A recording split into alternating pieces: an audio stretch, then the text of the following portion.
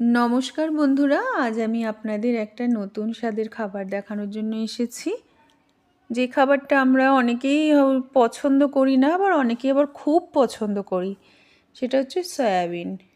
কিন্তু সয়াবিন তো বানাবো, কিন্তু সয়াবিনটা বানাবো একটু অন্য রকমভাবে, একটু হাটকে বানাবো।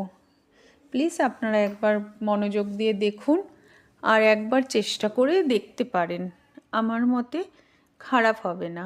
প্রথমে আমি সয়াবিনগুলোকে একটু বড় সয়াবিন নিয়েছি, ছোট নিইনি। গরম জলে ভিজিয়ে রেখে দিয়েছি। আর একটা টুইস্ট করেছি, মাটন দিয়ে করব। হ্যাঁ, মাটন, খুবই কম মাটন, একদমই অল্প মাটন ছিল আমার কাছে। ইচ্ছা করে আমি রেখে দিলাম, ভেবেছি কিছু একটা করবো। হ্যাঁ, সেই জন্য রেখে দিয়েছি আমার একটু চর্বি। কিন্তু মাথার মধ্যে হঠাৎ করে আসলো, দেখি মানে এটা আমি দেখেও ছিলাম এক জায়গায়, ওই চলো যদি এরকম বানাতে পারি মাটন দিয়ে, তাহলে কি হয়, আমরা অনেকে সয়াবিনের গন্ধ পছন্দ করি না। যদি সয়াবিনের গন্ধর মধ্যে মাটনের গন্ধটা চলে যায় তাহলে তো সোনায় সোহাগা হবে। সেইটা ভেবেই করলাম। আর কি করেছি, মাটনটাকে খুব ছোট ছোট করে কেটে নিয়েছি। তবু কিন্তু হতে আমার অনেকে দেরিই হয়েছিল, আমি দেখলাম। বরঞ্চ মাটন বড় থাকলে মনে হয় তাড়াতাড়ি সেদ্ধ হয়ে যেত। যাই হোক, ওটা একটু আগে থেকে আমরা সেদ্ধ করতে হয়েছে, বেশিক্ষণ ধরে লেগেছিল। প্রথমে মাটনগুলোকে আমি ছোট ছোট করে কেটে নেব, যেমন আমরা মাংস করি সেম একই পদ্ধতিতে করব, খালি সয়াবিন দিয়ে। যেহেতু সয়াবিন দিয়ে করেছি, কেননা আমার কাছে মাটনও কম ছিল, আর এটা তো সয়াবিন দিয়ে ইচ্ছা করেই সয়াবিন দিয়ে মাটন দিয়ে করবো বলেই না আমি রেসিপিটা রেখেছি। তাই জন্য পেঁয়াজ টিয়াজ যেগুলো, আদা রসুন সব কি হয়েছে আমি কেটে নেব। কেটে ভালো করে মানে মাংসের মতন করে আমার মাখতে হবে। আমার চর্বিও ছিল কিছুটা। এই চর্বিটা না, আমি দেখলাম পুরো গলে যায়নি একদম। যেই চর্বিগুলো হয় না, দেখবেন মাংসের রান্না করলে মাংসের মধ্যে চর্বিটা থাকে না, গায়ে লাগে, ওটা দেখবেন এমনি গলে যায়, ওটা আর কিন্তু মুখে মানে খাওয়ার জন্য বেঁচে থাকে না। কিন্তু এই চর্বিটা আমি ভেবেছিলাম গলে যাবে, কিন্তু মাংসে গলে যায়নি, আমি দেখলাম রয়েছে। কিন্তু গলে গেলেই ভালো হতো। যাই হোক, চর্বিও ছোটো ছোটো করে কেটে নিয়েছি। আর এইভাবে পেঁয়াজগুলোও কেটে নেব, যেমন করে আপনারা পেঁয়াজ পেঁয়াজ কুচিয়ে দেবেন, পেঁয়াজ বেটে দেবেন না। আমার মনে হয় পেঁয়াজ বেটে দিলে অত ভালো লাগবে না। আর এখন পেঁয়াজগুলো আসছে গায়ের মধ্যে যে কী যে ছাতকুড়া পড়ে গেছে যেন পেঁয়াজের গায়ে। যাই হোক, ভালো করে কেটে, আর টমেটো দেবো যা যা দিই, টমেটোটাও কেটে নিয়েছিলাম। তো এখানে আমি বলে থাকি, আমার রেসিপিটা যদি আপনাদের ভালো লেগে থাকে প্লিজ একটা সাবস্ক্রাইব করে দেবেন আমার চ্যানেলটাকে, আর একটা কমেন্ট করে দেবেন, অবশ্য করে একটা কমেন্ট করে দেবেন, আর একটা লাইক করে দেবেন। আর যদি ফেসবুক পেজ থেকে দেখে থাকেন তাহলে অবশ্য করেই ফলো করে দেবেন। এবার আমি কি করেছিলাম, মানে সয়াবিনটাকে কচলে কচলে খুব ভালো করে ধুয়ে নিয়েছি, কেননা সয়াবিনের একটা গন্ধ হয় না, সেই জন্য ঠান্ডা জলে ভালো করে ধুয়ে বারবার অনেকবার ধুয়েছিলাম যাতে সয়াবিনের গন্ধ না থাকে।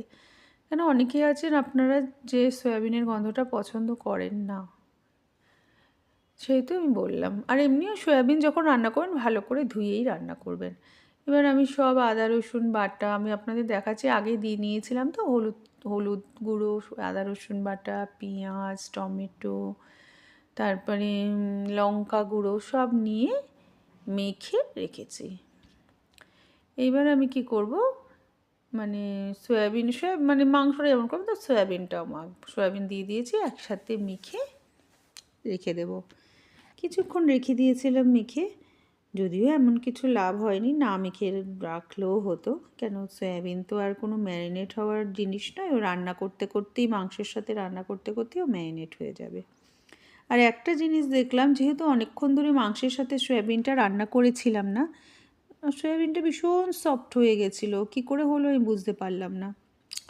যাই হোক, অনেক কিছু তো দেখে দেখে ঠেকে শেখা যায়, এগুলো সব আস্তে আস্তে এক এক সময় এক একটা জিনিস করতে গেলে একটা ভালো জিনিসও শিখে গেলাম, যে একটু বেশিক্ষণ টাইম দিয়ে করলে অনেক সময় সয়াবিন দেখবেন অনেক শক্ত শক্ত থাকে, আমাদের ঘরে যারা বয়স্ক আছেন তারা অবশ্য অনেক সময় খেতে পারেন না, সেই জন্য একটু বেশিক্ষণ করে রান্না করলে দেখলাম বেশ সয়াবিনটা একদম তুলোর মতো সফট হয়ে গেছে। তারপরে গ্যাসে আমি আমার কড়াই বসিয়ে ওর ভেতরে গোটা গরম মশলা, দারচিনি, এলাচ, লবঙ্গ সব ফোড়ন দিয়ে নিলাম। তারপরে চর্বিটাও দিয়ে নেব। চর্বিটা তেলের মধ্যে দিয়ে আমি মাংস যেটা আছে, এই মাংস যেটা বলছি, যেটা আমি মেখে রেখেছিলাম সব একসাথে এটার মধ্যে দিয়ে দেবো। দিয়ে আমি এটা কিছুক্ষণ রান্না করব।